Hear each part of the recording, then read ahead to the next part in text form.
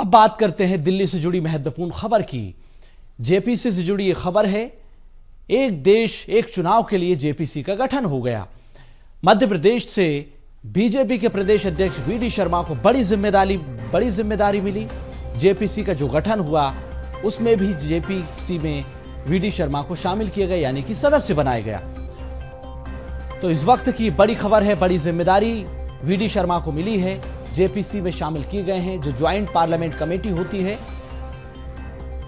एक देश एक चुनाव का जो प्रस्ताव सदन के भीतर रखा गया कि देश के भीतर एक साथ विधानसभा लोकसभा के चुनाव होना चाहिए। जब जमकर हंगामा मचा, विपक्ष के जो साथी सदस्य हैं उन्होंने सदन के भीतर इसका विरोध किया, तो सरकार ने जेपीसी का गठन कर दिया, यानी कि अब इस बिल पर ज्वाइंट पार्लियामेंट समिति फैसला लेगी। वीडी शर्मा इस समिति में सदस्य बनाए गए हैं। 21 लोकसभा और 10 राज्यसभा के सदस्य इसमें शामिल हैं। खास बात यह कि मध्य प्रदेश से अकेले वीडी शर्मा को इसमें जगह मिली है, तो ये बड़ी जिम्मेदारी वीडी शर्मा को मिली है। इसके अलावा विपक्ष के कई नेता भी जेपीसी में शामिल किए गए हैं। संवाददाता रंजन भगत हमारे साथ बने हुए हैं। रंजन, वीडी शर्मा को बड़ी जिम्मेदारी मिली है, एक देश एक चुनाव का जो बिल सदन के भीतर लाया गया, अब उसको ज्वाइंट पार्लियामेंट कमेटी में भेज दिया गया है। जेपीसी का गठन हुआ है। महत्वपूर्ण बात यह कि मध्य प्रदेश से वीडी शर्मा को इसमें सदस्य बनाया गया। अकेले ऐसे नेता हैं जिन्हें जेपीसी में जगह मिली है। सोनू, देखिए, वन नेशन वन इलेक्शन को लेकर के जो है अब ज्वाइंट पार्लियामेंट्री कमेटी का जो है वो गठन हो चुका है, जिसमें कि मध्य प्रदेश से विष्णुदत्त शर्मा को जो है इसका सदस्य बनाया गया है, क्योंकि कई बड़े सदस्य जो है इसमें शामिल किए गए हैं। राज्यसभा से भी सदस्य लिए गए हैं और लोकसभा से भी जो है कई सांसदों को जगह मिली है, जिसमें कि मध्य प्रदेश से एकमात्र सांसद जो है वो विष्णुदत्त शर्मा है।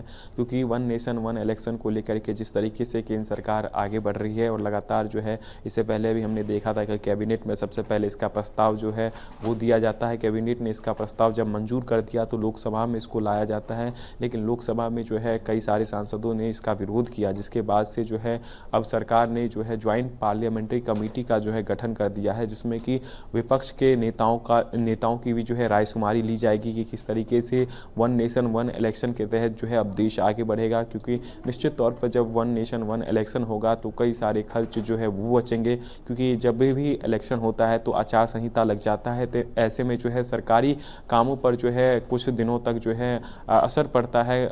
जो सरकार में बैठे लोग हैं वो जो है हुकूमत नहीं कर पाते, सीधे तौर पर जो है कह सकते हैं कि पूरी व्यवस्था जो है वो चरमरा जाती है। लेकिन वन नेशन वन इलेक्शन होने के साथ ही जो है जब पूरे देश में एक साथ चुनाव होंगे तो जितने भी चुनाव के दौरान खर्च होते हैं, क्योंकि अलग अलग पार्टियां जो हैं अपने आप देखेंगे तो प्रदर्शन के दौरान, साथ ही साथ शक्ति प्रदर्शन के दौरान और जितनी भी रैली सभाएं करती है उसमें कई सारे खर्च जो है वो होते हैं। ऐसे में कई बड़ी सौगातें जो वो दी जाती है, कई सारी चीज़ें हो जाती है। तो ऐसे में इनको ध्यान में रखते हुए जिस तरीके से केंद्र सरकार चाहती है कि वन नेशन वन इलेक्शन हो, फिलहाल विपक्ष के नेता जो है इस पर सहमति नहीं जता रहे हैं, लेकिन कुछ विपक्ष के नेता ऐसे भी हैं जो चाहते हैं कि वन नेशन वन इलेक्शन हो ताकि जो है देश आगे बढ़ पाए। लेकिन अब जिस तरीके से इसमें पार्लियामेंट्री बोर्ड का जो है गठन किया गया है तो अब देखने वाली बात होगी, क्योंकि पूर्व राष्ट्रपति रामनाथ कोविंद ने जब ये रिपोर्ट सौंपा था वन नेशन वन इलेक्शन को लेकर के, तो अलग अलग राज्यों में जिस तरीके से विधानसभा अलग अलग तारीखों में होते हैं कि प्रत्येक साल हम देखते हैं कि पूरे देश भर में जो है चुनाव होते रहते हैं। तो ऐसे में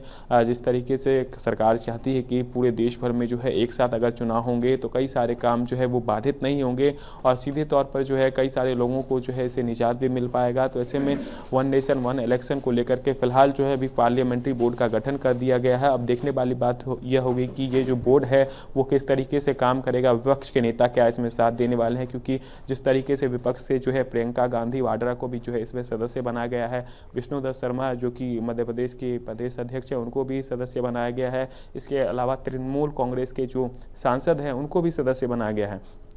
तो अब देखने वाली बात यह होगी कि ये जो सदस्य है वो किस तरीके से आने वाले समय में बिल्कुल रंजन, तो one nation one election, VD Sharma का सिलेक्शन। बहुत धन्यवाद आपका।